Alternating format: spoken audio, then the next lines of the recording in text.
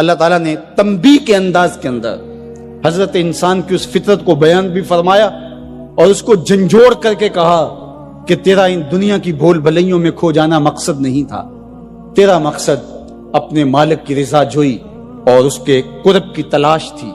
تو فرمایا بل تؤثرون الحیات الدنیا، تمہارا ترجیحی انداز کیا ہے کہ تم دنیا کی جیتی زندگی کو ترجیح دیتے ہو، والآخرۃ خیر وابقی، حالانکہ آخرت بہتر بھی ہے اور آخرت دائمی بھی ہے، نہ ختم ہونے والی زندگی ہے آخرت، کبھی ختم نہیں ہوگی۔ یہ دنیا جتنی بھی ہو، ایک آدمی 100 سال بھی زندگی پائے تو پھر بھی تو موت ہی ہے۔ حضرت موسیٰ علیہ السلام کے پاس جب قبض روح کے لیے اسرائیل آئے تھے تو پوچھا کدھر آئے ہو؟ کہا قبض روح کے لیے آیا ہوں، تو انہوں نے تھپڑ لگا دیا تھا، فلطم علی وجہہ، تو واپس چلے گئے تو کہا مالک ایک ایسے شخص کے پاس بھیجا جو مرنا ہی نہیں چاہتا، تو کہا پھر جا میرے بندے کے پاس اور اسے کہہ کہ ایک بیل کی پشت پہ ہاتھ رکھیے گا اور جتنے بال نیچے آئیں گے اتنی عمر بڑھا دیں گے۔ حاضر خدمت ہوئے، پوچھا کہ پھر دوبارہ آگے ہو؟ کہا کہ بس آپ کے عمر کے اضافے کا سندیسہ لے کر آیا ہوں، کسی بیل پہ ہاتھ رکھیے گا، جتنے بال نیچے آئیں گے اتنی عمر بڑھا دی جائے گی۔ تو بولے پھر کیا ہوگا؟ کہا پھر موت۔ کہا اگر پھر بھی ہے تو ابھی روح قبض کر، 100 سال بھی جئیں گے تو پھر بھی موت ہے، موت ہے ہنگامہ آرا کلزم خاموش میں، ڈوب جاتے ہیں سفینے موج کی آغوش میں۔ اگر کسی نے ہمیشہ رہنا ہوتا اس ظاہری زندگی میں تو انبیاء کو موت نہ آتی، لیکن یہ ضابطہ ان پر بھی پورا ہوا۔ شہنشاہ، کج کلا، بادشاہ، بڑے بڑے حکامہ، دانشور، صحت مند افراد بھی آغوش موت میں اتر گئے۔ میں اور آپ ہوتے کیا ہیں؟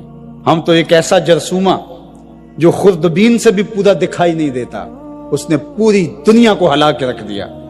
انسان ذرا دیکھ تو ہے کیا، وما یعلم جنود ربک الا ہو، اللہ کے لشکروں کو تو جانتا ہی نہیں ہے کہ اس کے لشکر کیسے ہیں۔ وہ لنگڑے مچھر سے نمرود کے تکبر کو خاک میں ملانا جانتا ہے، وہ ابابیلوں سے ہاتھی مروانا جانتا ہے، وہ کرونا وائرس سے پوری دنیا کا نظام معطل کرنا جانتا ہے، اس کے لیے کوئی مشکل نہیں ہے۔ والآخرۃ خیر وابقی، کہا آخرت بہتر بھی ہے، دائمی بھی ہے۔ زندگی تو گزر ہی جاتی ہے جیسے گزرے، اصل زندگی آخرت کی زندگی ہے۔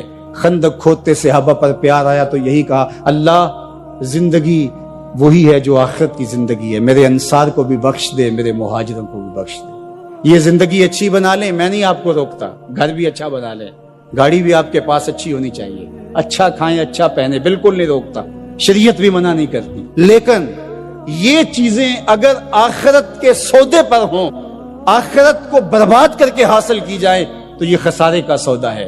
اور اگر آخرت کا کچھ نہیں بگڑتا اور دنیا کی زندگی بھی سنورتی ہے تو یہ راستے ملتے ہیں، ہمارا دین ہمیں راستہ دیتا ہے۔ تو آئیے یہ جہاں بھی سوار لیجئے، وہ جہاں بھی سوار لیجئے، میں اور آپ ایک ایک سانس اللہ کے لیے، اس کے رسول کے لیے بسر کریں۔ ہم جیے تو اس کے لیے، ہم مرے تو اس کے لیے۔ اللہ ہم کو دنیا آخرت کی بلائیاں نصیب فرمائے۔ انسانی فطرت ہے کہ وہ بھاگتا ہے نفع کی طرف، اور دنیا کی زندگی اس کے لیے ایک میٹھا خواب ہے، حلم کہا گیا، میٹھا خواب، اور وہ بھول جاتا ہے کہ یہ سب کچھ ٹوٹ کے بکھر جانے والی چیزیں اور سب کچھ یہاں رہ جانے والا ہے۔ دنیا اس کو میٹھی لگتی ہے، دل آویز لگتی ہے، اور اس دل آویزی میں اتنا کھو جاتا ہے کہ وہ اپنے مقصد زندگی سے منحرف ہو جاتا ہے۔ جو اس کا مقصود حیات تھا، جس کے لیے اس کی تخلیق ہوئی ہے، اس سے وہ پھر جاتا ہے۔ جب کسان ہل چلاتا ہے اور فصل پکتی ہے تو چڑیاں آ کے اس فصل کو چگ جاتی ہیں، کچھ دانے اٹھا کے لے جاتی ہیں۔ تو روایت میں آتا ہے کہ وہ اٹھائے ہوئے جو دانے چڑیاں لے گئی ہیں، اللہ ان کو بھی اس کسان کے نامہ اعمال میں صدقے کے ثواب میں لکھتا ہے۔ تو یہ دین ہے ہمارا۔ ما وضع فی امرأ فہی صدقہ، جو تم کمائی بیوی کو لا کے دیتے ہو، اس کے منہ میں رکھتے ہو، برگر کھلاتے ہو، تو بیوی کو جا کے تم جو چیز کھلاتے ہو لا کے، اور اس سے وہ خوش ہوتی ہے اور تمہیں بھی اس سے مسرت ہوتی ہے، تو فرمایا کہ وہ جو تم نے کمائی کر کے لقمہ لا کے بیوی کے منہ میں دیا اور وہ خوش ہوئی، تو فرمایا تمہارا وہ بھی نامہ اعمال میں صدقے کے کھاتے میں لکھا جائے گا۔ تمہارا دین تو کتنا آسان دین ہے، تمہارا دین تو اتنا اچھا دین ہے۔ صرف یہ ہے کہ نیت کے فرق سے میں نے کہا چور اور چوکیدار بنتا ہے، اس نیت کے قبلے کو درست کرنا ہے، اس لیے اس کو سلس دین کہا گیا ہے، انما الاعمال بالنیات۔ تو ہم اس کے لیے جیتے ہیں. میری زندگی کا مقصد تیرے دین کی سرفرازی, میں اسی لیے مسلمان, میں اسی لیے نمازی, بات ختم. ہم بس اسی کے لیے جی رہے ہیں. اسی کا حکم ہے اپنی اولاد کی اچھی تربیت کرو, ان کو دین کے سپاہی بنانا ہے, اس کو اللہ کے مطیع اور فرما بردار بندے بنانا ہے. اس کے لیے جو تم کوشش کر رہے ہو تو تمہارا یہ صدقہ لکھا جا رہا ہے. تم مجاہد فی سبیل اللہ ہو, تم اپنی اولاد کے لیے اس لیے کمائی کر رہے ہو کہ ان کو جو ہے وہ اللہ کا ایک مطیع بندہ بنانا ہے. تم اپنے ہمسایوں کے ساتھ اس لیے سلوک کر رہے ہو کہ ہمسائے اور اللہ رسول کا حکم ہے اور میں نے ہمسایوں کے ساتھ اچھا سلوک کرنا ہے. تم رشتہ داروں کے ساتھ نبھا رہے ہو ان کے تلخ رویوں کے باوجود بھی کہ اللہ رسول کا حکم ہے, لہٰذا میں توڑ تو نہیں سکتا, لہٰذا اللہ اس کا بھی تمہیں اجر عطا کرے گا. ان تلخ رویوں کا تمہیں تمہارے نامہ اعمال میں اجر و ثواب لکھا جائے گا جو تم سہتے ہو اور برداشت کرتے ہو. تم سردی سہتے ہو, تم گرمی سہتے ہو, تم مشکلیں سہتے ہو, تو یہ ساری تمہارا دین ہے. چونکہ تمہارے دین کو اللہ نے بہت خوبصورت بنایا ہے. تمہارا دین اور تمہاری دنیا الگ نہیں ہے. ایک صحابی کو حضور نے دیکھا کہ وہ بہت کمزور تھا, تو فرمایا کہ تمہاری یہ کیا حالت ہے, تم اتنے کمزور ہو. اس نے کہا میں نے اللہ سے ایک دعا مانگی تھی, شاید وہ قبول ہوگی. فرمایا کیا ہوا؟ میں نے دعا مانگی تھی اللہ جو آخرت کے حصے کے دکھ ہیں وہ بھی دنیا پہ بھیج دے اور میری آخرت صاف ہونی چاہیے. تو شاید میری دعا قبول ہو گئی ہے. اور مجھے بہت ساری بیماریاں, دکھ اور اذیتیں ہیں جنہوں نے مجھے گھیر رکھا ہے. تو اس پر حضور خوش ہونے کی بجائے اسے ناراض ہو کے کہا کہ تو نے یہ کیوں کہا کہ آخرت کے حصے کے دکھ دنیا پہ آ جائیں؟ تو نے یہ کیوں نہیں کہا ربنا آتنا فی الدنیا حسنۃ وفی الآخرۃ حسنہ, اللہ مجھے اس جہان میں بہتریاں دے دے, اس جہان میں بہتریاں دے دے. تو یہ زندگی اچھی جیئیں, اچھی سواری, اچھی بیوی اور کشادہ مکان انسان کی خوش قسمتی سے, مسلمان کی, مومن کی خوش قسمتی سے بتایا گیا ہے. اچھا اللہ آپ کو گھر دے, اس میں آسودہ رہیں. اللہ آپ کو اچھی فرما بردار نیک صالحہ بیوی دے, بہت اچھی بات ہے. اللہ آپ کو اچھی گاڑی دے دے تو اس میں کوئی گناہ نہیں ہے, کوئی برائی نہیں ہے, اچھی بات ہے.